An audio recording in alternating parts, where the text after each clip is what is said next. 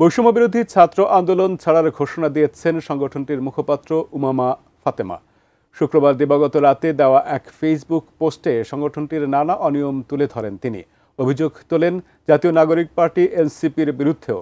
বিস্তারিত জানাচ্ছেন আরিফ হাসান। জুলাই গণ অভ্যুত্থানের সম্মুখ সারির নারী নেতৃত্বদের মধ্যে একজন উমামা ফাতিমা। শুরু থেকে বৈষম্য বিরোধী ছাত্র আন্দোলনের মুখপাত্র হিসেবে দায়িত্ব পালন করে আসছিলেন তিনি।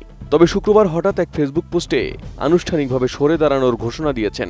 উমামা লিখেছেন, বৈষম্য বিরোধী ছাত্র আন্দোলনের সঙ্গে তার আনুষ্ঠানিক যাত্রা এখানেই শেষ হলো।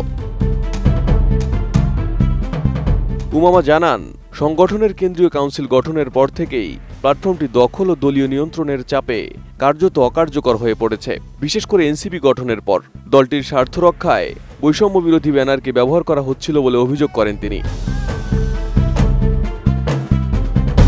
ফেসবুক পোস্টে উমামা জানান, সংগঠনকে সক্রিয় ও স্বতন্ত্রভাবে পরিচালনার চেষ্টা করা হলেও তাকে বিভিন্নভাবে বাধা দেওয়া হয়। উমামার অভিযোগ, চ্যালেঞ্জ নিয়ে প্ল্যাটফর্ম সচল রাখার চেষ্টা করলেও পরবর্তীতে সহযোদ্ধারাই তার বিরুদ্ধে জুনিয়রদের দিয়ে প্রচার চালিয়েছে। উমামা জানান, মুখপাত্র হয়েও বৈষম্য বিরোধী আন্দোলনের ফেসবুক পেজে তার বিরুদ্ধে পোস্ট দেওয়া হয়েছিল।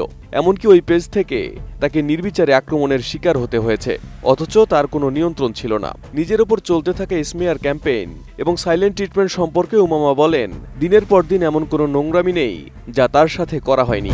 টানা সপ্তমবারের মতো বেস্ট টিস্যু পেপার ব্র্যান্ড হিসেবে স্বীকৃতি পেয়েছে বসুন্ধরা টিস্যু। উমামা জানান, মার্চ ও এপ্রিল মাসে মানসিকভাবে বিপর্যস্ত হয়ে পড়েছিলেন তিনি।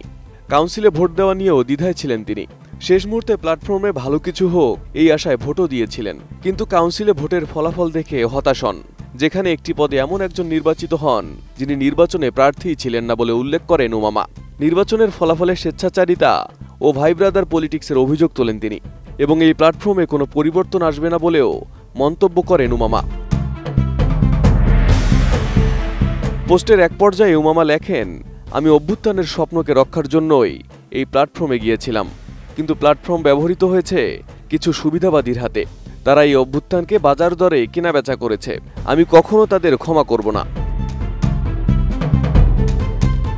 উমামা ফাতেমা তার স্ট্যাটাসের শেষাংশে তরুণদের পড়ালেখা ও নিজের জীবনের লক্ষ্য ঠিক রাখার আহ্বান জানিয়েছেন এবং বৈষম্য বিরোধী ছাত্র আন্দোলনের ভবিষ্যৎ নিয়ে গভীর শঙ্কা প্রকাশ করে জানান, এই প্ল্যাটফর্মের ভবিষ্যৎ অন্ধকার।